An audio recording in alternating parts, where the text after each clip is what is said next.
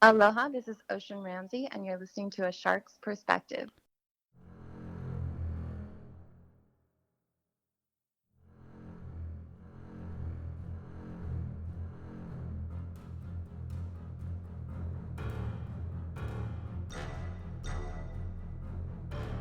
Welcome back, and thank you for joining A Shark's Perspective.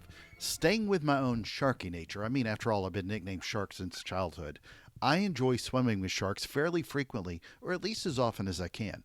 And it's why I have quite a few tattoos of sharks. It's why the show is called A Shark's Perspective. And it's why I hold today's guest in such high regard. She's got millions and millions of followers, and there's a very good reason why. You'll hopefully develop some additional respect for sharks and better understand why they are one of the most misunderstood animals on the planet. While they traditionally are the apex predators in their own world, they aren't the attack dogs we so often see vilified in TV shows and films. And there are a lot of life and business lessons you can learn from sharks. Ocean Ramsey is a marine biologist, shark and marine conservationist, professional freediver, professional scuba instructor, surfer, swimmer, yogi, and professional model. She's also the author of What You Should Know About Sharks, as well as the star of the documentary Saving Jaws. And on this episode, we'll discuss swimming with sharks, in a cage and out, stopping shark finning, education and conservation efforts, fear, Shark Week, Jaws and other shark media, Grandma Great White, Katy Perry and some dancing sharks, some guy named Bob in Kansas, and a lot more. So let's tune in to a shark whisperer with an ocean and sea loving shark on this episode of A Shark's Perspective. All right, Ocean, I've long been a fan, love the book, love the movie. I'm older than you, and I've been swimming with them. I will say this, I've been swimming with them longer, but you actually know what you're doing. So, Oh, yeah. but me, my happy place is in the water. So honestly, a lot of the things that resonated with me, I identified it when I was like 6 years old. I was in the water and I came across a great white shark in the wild, and ever since then, I've been completely drawn to sharks. Oh, And it's I a, appreciate what you do on so many levels. And you know this, there haven't been nearly enough people over the years to help promote the good things about sharks and the education. There have been nearly enough people. over 10 years ago, there weren't too many people besides people like you and I that were actually saying good, positive, educational things about sharks, Oh especially hell, since. exactly. Yeah, No, I so got I so was like, sad wow. watching your movie when you went to China. It's just Oh it's my so God. sad, and it's That, worse than it, even what you showed. I mean, it's horrible. oh, it's so much worse. Like we have footage and experiences. Like I grew up kind of seeing some of that when we Yeah, would travel in Mexico. And I was just kind of thinking, I'm like, surely we've grown out of this, but there's horrific footage of some of the stuff, yeah, like, yeah, yeah. and I didn't want to like turn it into the Cove, where I can't even watch the Cove. It's just way too graphic, and I. But also at the same time, I'm highly aware that that's been going on for as long as it has, way before that movie came out. But I wanted it to be digestible, and I didn't want it to be. Yeah, that's I a good think point. yeah, with conservation, I really try and take more of the inspirational approach because I want people to feel like there is something worth saving and that they can actually make an impact. Whereas sometimes when people are Such a great too point. much, Yeah, too much just devastation, devastation, devastation, like people just turn off to it, because it either grosses them out or whatever it is. I think it's important to like highlight those things, but you can't.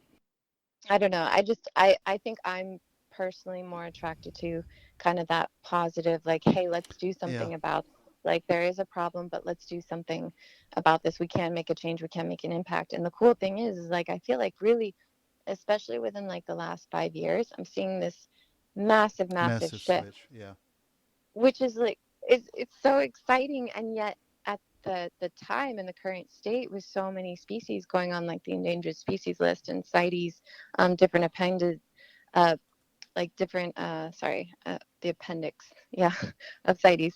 I'm not sure if you follow all of that, like yeah. with the No, I oceanic do. white tip.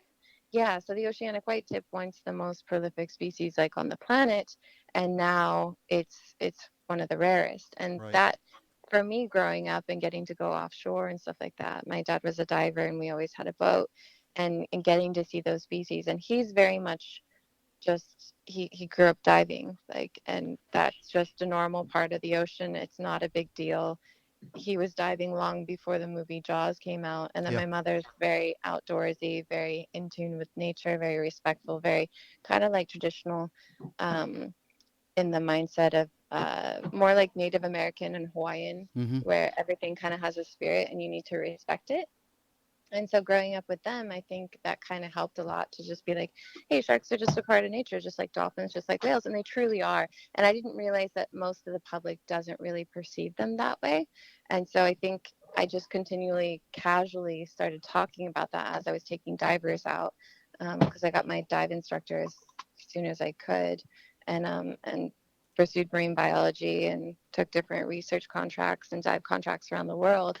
And for me, like, getting to spend so much time with them is, as you know, because you've been diving with them for such a long time, it's incredible. And then trying to explain that to people, they don't really believe you No. until they go diving. And I wish we could take more people diving. We've been talking about this a lot as I want to start taking people on dives of some sort. Not necessarily dives, could be a cage, but I'm not a big cage fanatic. I'm more of a snorkel like you or a dive if I can. But for a lot of people, they're not going to be able to really handle that fear. I'm just trying to help people break through. And that's my passion for it. If I can educate them, if I can make them better leaders or whatever in the world, and also help dispel a lot of dumb rumors, that's what I'm going for. But that's one of the things I think that you really have that draws people in is helping women get over what a lot of the fear and motivation. You're just, I know so many people that just see you as such an amazing inspiration. So, Oh, you're so sweet. Yeah, yeah, no, it's definitely, we all try and take as many approaches as we can to make a difference for the animals. And I think if we just stay focused on them yeah, and speaking up for them, if enough people do it in their own like different ways and it overlaps and we work and we, yeah, network and stuff together, then we're really making that impact. And yep. we're seeing that too. So that's awesome that you get to go do dive. You'll have to come out to Hawaii and I'm dive with coming. us. Oh, I'm definitely going to. But let's transition a little bit to your book, What You Should Know About Sharks. And in the movie Saving Jaws, I saw you get in a cage in Mexico. I've seen some pictures. You just posted one yesterday I saw on Instagram. But how do you look at when is a good time to be in a cage and when not to? I think that with white sharks specifically, it's always a good idea to be in a cage out of respect for that specific species capability. The Yeah, only reason I'm not inside of a cage is for a specific purpose and reason, and either that's removing a tag, removing rope or fishing line, which I've been grateful to have the opportunity to do that with several sharks, or for setting receivers. So I help the lead scientist down there to actually set and retrieve receivers, or I work as a safety diver. And we've done behavioral fin cameras and things like that that just kind of pop off and there's minimal impact. I'm not a big fan of tagging at all. exactly. Um, Invasive tagging is not my thing. I like really, really, it bothers me. Not as much as finning, which is Right. why I focus my conservation efforts on finning.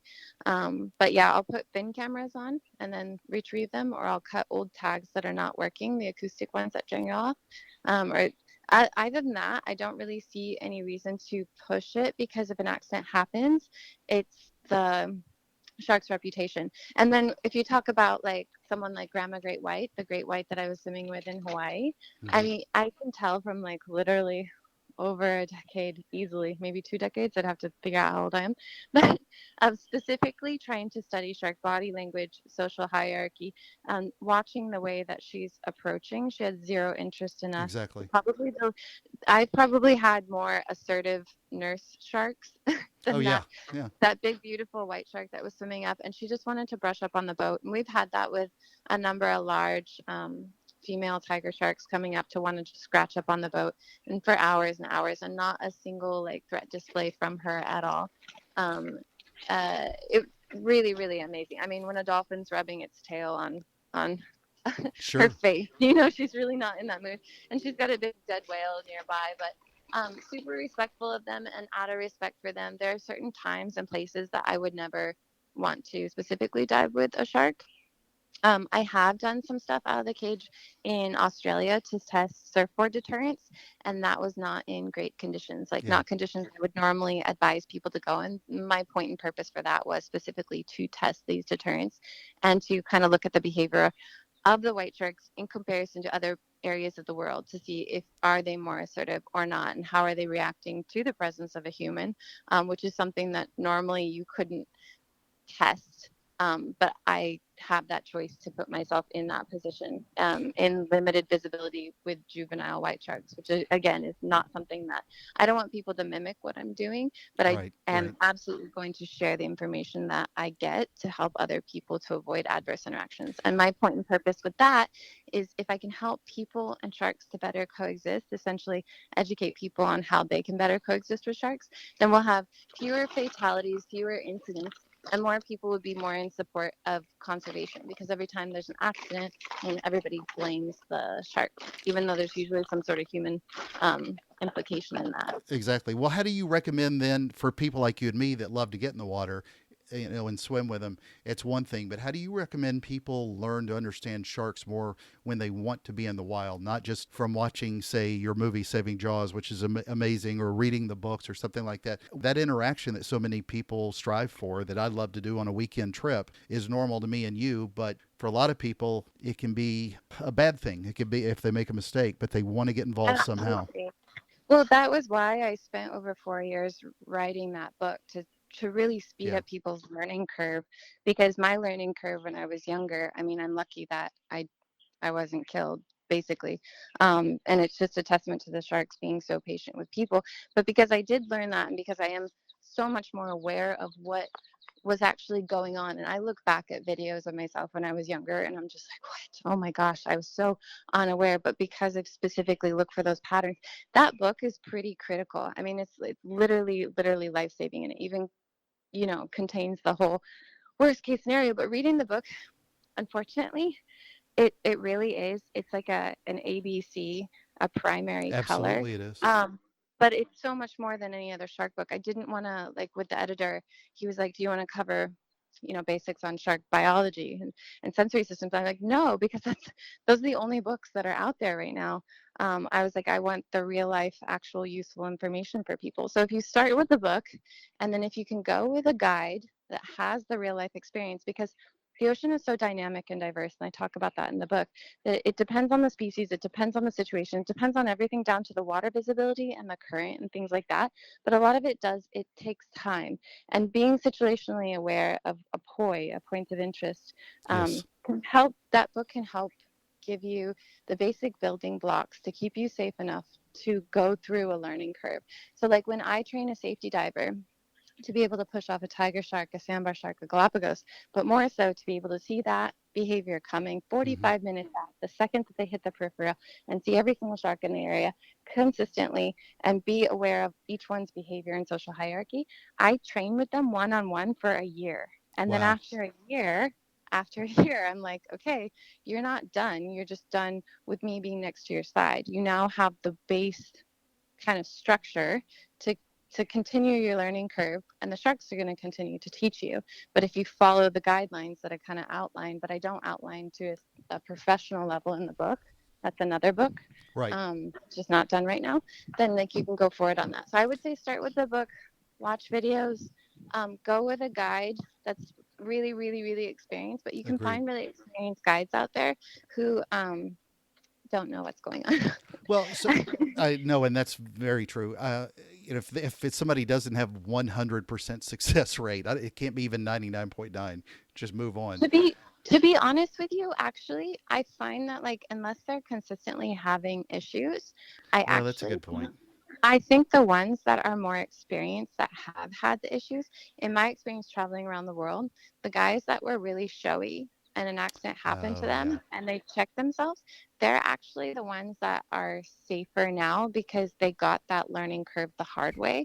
And Sure. that's something that, like, if you get a novice person or novice guide that hasn't done something enough to, like, almost lose their, fingers and toes or Yeah. something Yeah. hasn't happened to them, they're not as good. Whereas Right. the guys that have been through that, as long as they were intelligent, like intelligence, you learn, right? And you adapt and you change. If you keep making the same mistake, like something happened, like let's say that they got bit or got someone bit, and Yeah. they continue to do the same behavior, do not go with that person. You know what I mean? Yeah. So it's Absolutely. I always look for for a 2 or 3 fingered shark instructor. So, but they might be better as long as they don't have like true. on both things. So I mean, Well, there's Yeah, Well, continue. I get asked this all the time. But what are your thoughts on movies about sharks, or at least which are the ones? I know what your opinions are of movies like Jaws and how it's driven so much fear in people, and also it just has caused a lot of the shark finning and just ridiculous fear. But what are the ones that you find acceptable? Are there any, or is this the whole genre to you? And I'm almost even looking at Shark Week, because half of their shows are very good as far as instruction, and then the other half are fear shows. And it's really hard. It's been so good to bring up the interest in people with sharks, but at the same time, it's another thing that causes a lot of the fear components. Yeah, I really feel like the majority of the media, and you must have a different experience with Shark Week because I feel like a lot of theirs is just kind of fear based, but occasionally they will have a good episode Yeah, where it's about deploying like an AUV that's going to track a shark and they're filming it. exactly. Um, Something that's purely actually scientific. That's kind of good, but I think it's very rare at this point.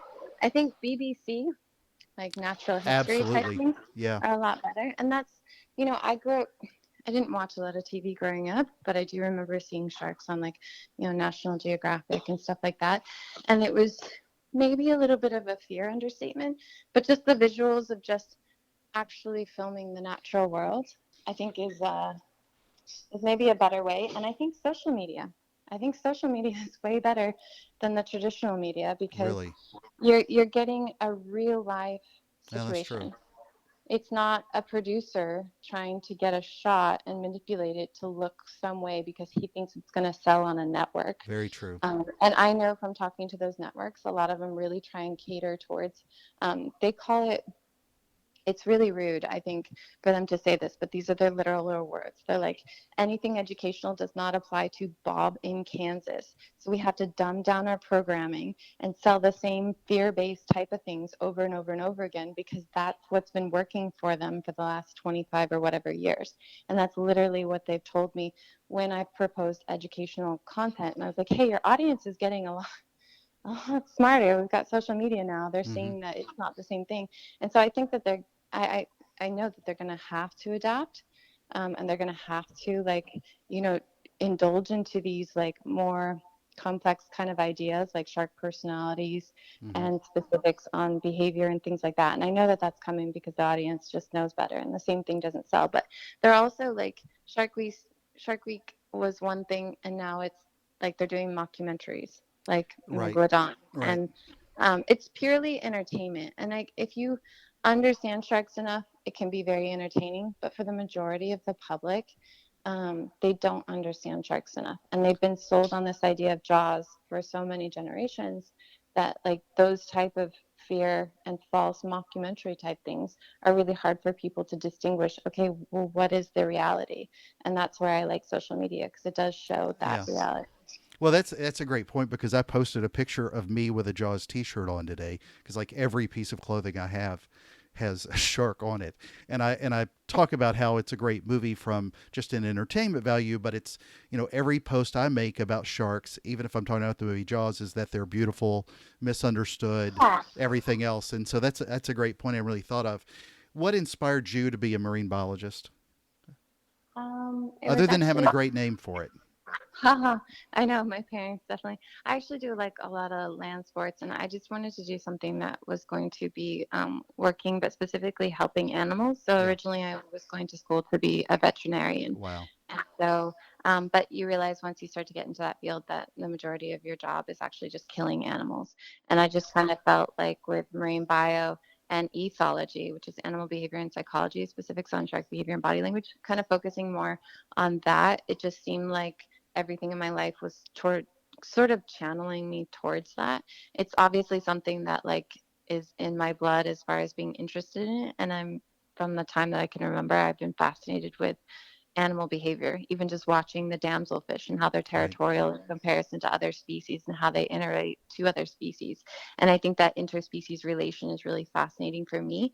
And it's such a part of my conservation work, which is more important to me than, really anything. And a lot of people like to focus in on science. And I'm just like, what's the point of studying them at the rate they're being killed if you're not going to try and do something to help save them? So I did do a massive shift where I really want to help focus all my time, energy, and effort really just on that conservation message, getting that across and making a big impact. And there is a place for science for reference, but I feel like a lot of students who are, oh, I want to be a marine biologist, they go Mm-hmm. into it with good intentions, a good heart.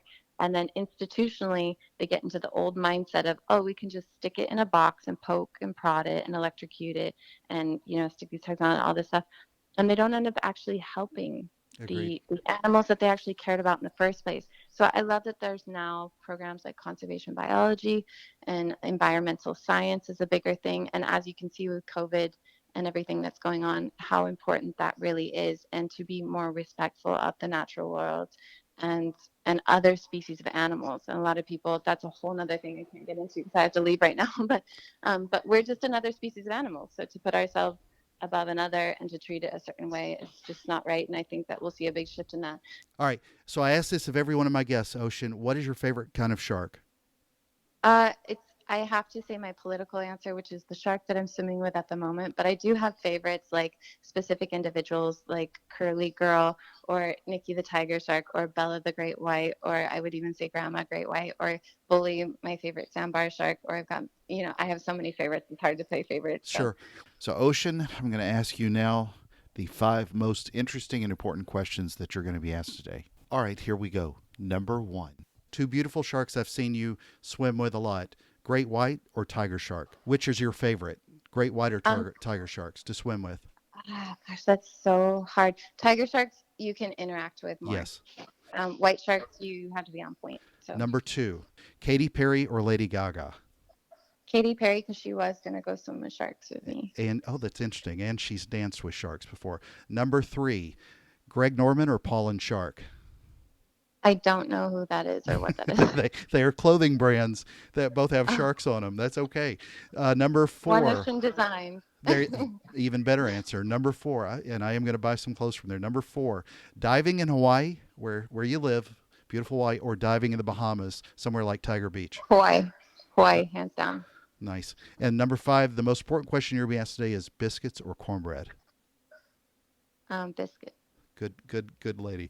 All right, Ocean, it's been an honor. Thank you so much for being on the show. Shark, I loved interviewing you with you. Thank you so much for your time. Thank you so much for your efforts, everything that you're doing. God Thank you bless you. so much for having me, Shark. You too. Thank Take you. care, stay healthy, and hopefully dive with you soon. You will. Aloha. You will. Aloha.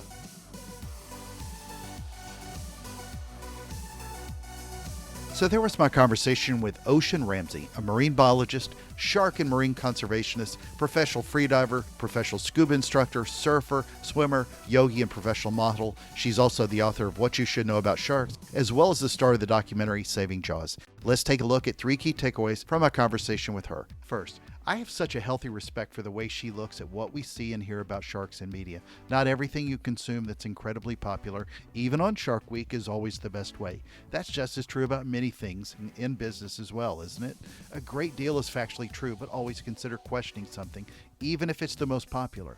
She brought up being a little bigger fan of the BBC and Nat Geo shows, and that's understandable considering more of those shows are just filming in the natural world as opposed to adding some mockumentaries and things like that. And what a great lesson on selling through education. She spoke about some producers, and we all know businesses and marketers and people that do the same, where they're taking something and then they put too much production on it, if you will, rather than basically seeing how they are and how they happen in the wild. Basically speaking, more authentic and less staged. So often people take what they think works with very little innovation and then replicate it over and over and over again. And while some things can be fantastic and fun and the most popular, they're very often not the best, especially because they are so popular. Sometimes they, as she said, get dumbed down for some guy named Bob in Kansas, and for a majority of the public, they fear everything about, in this case, sharks, and so often movies and TV shows simply play off of that fear. So, simply follow the path of sharks and continue to be ever curious.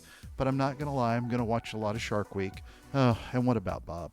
Second, one of the things I love that she addresses is how she works with people on her shark diving team, and they train with her for minimum a year. and then they keep learning. They just don't automatically have her by their side. Why I love this is that so often in how we learn, especially in business today, is in quick check off fashion through some sort of certificate or program, but not everything can be learned from a deep dive, if you will, on say YouTube or Google, especially as it relates to your customers. I've been swimming many times with sharks, and you have no statistics or apps or videos that will tell you when something will zig when you thought it was going to zag. And when you're around large sharks like great whites or tigers, or extremely aggressive sharks like bulls, you don't have the luxury of being wrong, at least very rarely. And yes, I'm also one of those dummies who's been swimming with them so often when I was younger, I'm shocked nothing happened bad to me either. But I've learned. So take the time to learn from those who have been to the edge and take as deep a dive in your education as you can. As she said, read a book, go with a guide, take the time to learn it as well. Third, I truly believe that, at least for me, find something that feels safe for you. But at least for me, swimming with sharks has all my life helped me become so much more aware. Even with our customers, just being aware of what surrounds us can make us so much better in business and especially in life. Got a question? Send me an email to kenneth@asharksperspective.com. Thank you again for the privilege of your time. And until we meet again, aloha, and thank you for being part of my podcast, Ohana. Remember that sharks are worth saving, especially the one you're listening to now. So join us on the next episode of A Shark's Perspective.